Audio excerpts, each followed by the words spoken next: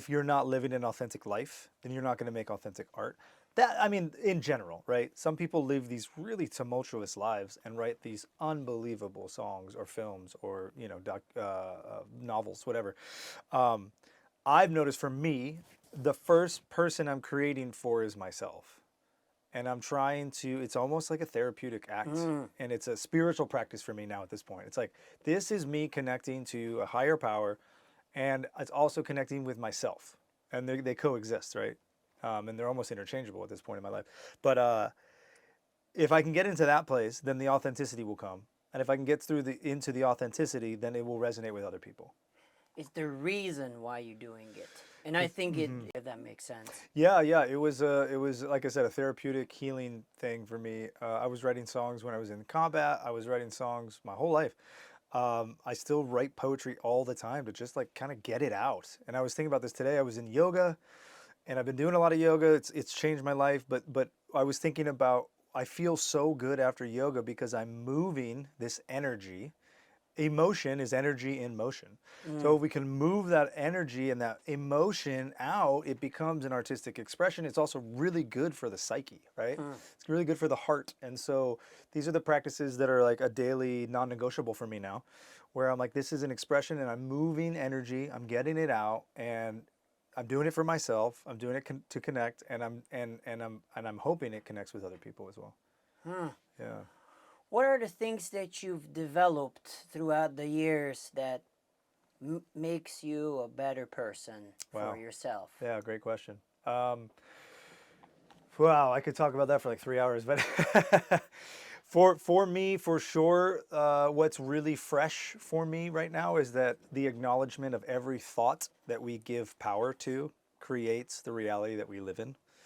And so becoming really conscious about the thoughts that I think and the thoughts that I give power to, right? Thoughts are only powerful if we connect to them, if we attach meaning to them, right? Because thoughts float by, you know, all day long, tens of thousands of thoughts per day. We think 80% of what we thought yesterday, we have those same thoughts. So in order to change that, and if you want to change your reality, you have to change your thoughts. You have to become aware and conscious of every thought, and we have to decide whether this is a thought that's beneficial to give energy and focus to, or if it's something that we want to shift and change out of. Yeah, I've had a lot of times in my life where I wanted to quit, and I quit. You know, I was like, I'm done with this. This is too difficult. But it's just I kept going back to it because I realized it's a part of my personality. It's a part of my identity as a human being. Not to label myself as a musician, but to have a spiritual practice that includes music, right? And so for me, this just became as important as drinking water. It became as important as eating well and working out. Like music to me has always been like a part of the fullest expression of who Brandon is, right? So when I came to terms with that, and I started changing the language, as I used to say, I'm a performer, and now I kind of look more as like this is my offering to the world. It makes me feel better. Like I'm not performing to receive the attention and the praise of other people.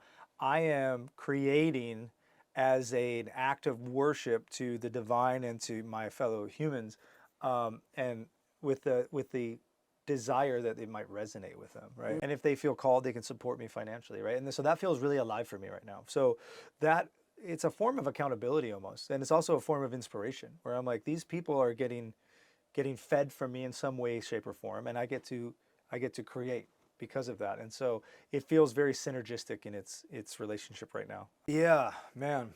I mean, at the end of the day, I would tell them that they need to learn how to love themselves, and they need to learn how to love themselves without any outside influence. That's the most important thing I've ever discovered, and I'm still very much in that journey of self-love.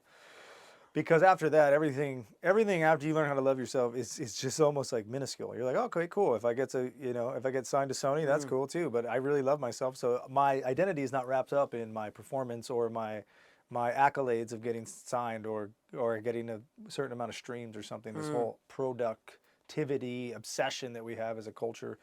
So that would be number one.